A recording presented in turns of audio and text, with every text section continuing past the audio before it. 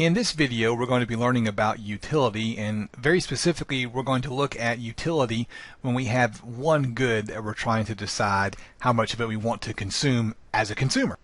This is an image of Adam Smith, the first economist. I like to throw pictures of Adam Smith randomly into my video lectures.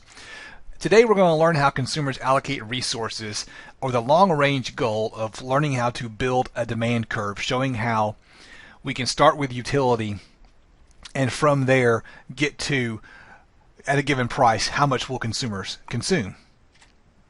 So this is the context. I want you to imagine that you're sitting in front of some food, a box of donuts, whatever food you're thinking of, whatever pops into your head. And I want you to imagine how much of that food you're going to eat. How many of that dozen donuts will you throw back in one sitting? Utility is the happiness that we get when we consume a good or we use a service. It's happiness. It derives from the word usefulness. Satisfaction is another word that we throw about when we use the word utility.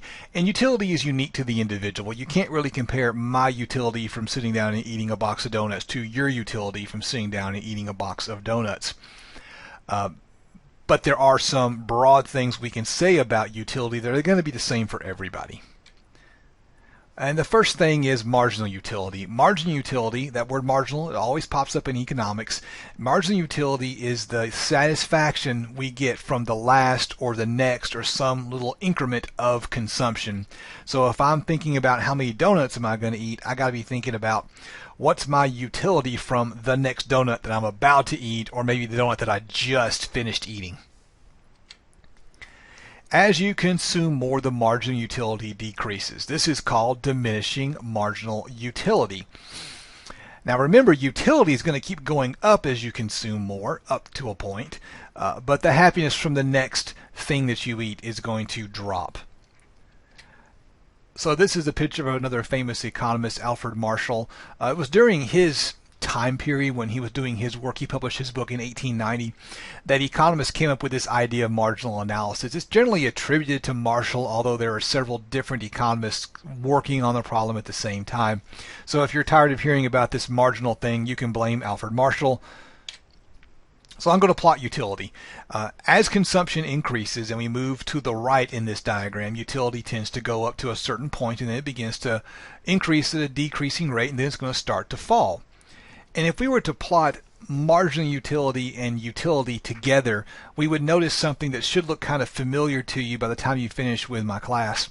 And that is when the marginal utility equals 0, our utility is going to be at its highest level. The utility is maximized when marginal utility equals 0. Now, I never know what order students are going to watch my videos in because I rearrange the order throughout the semesters. And we will either get to a section on production functions, or you've already seen a section on production functions, and hopefully you're going to have a little bit of a deja vu when this slide pops up or when the production function slide pops up, because it's the exact same thing as a one output, one input production function. And what I like to do is remind students that economists are very unoriginal. We have this very bad habit of taking something we've already done and just renaming it and calling it something new. That's kind of what we've got here. So let's go back to the question, how many donuts are you actually going to eat?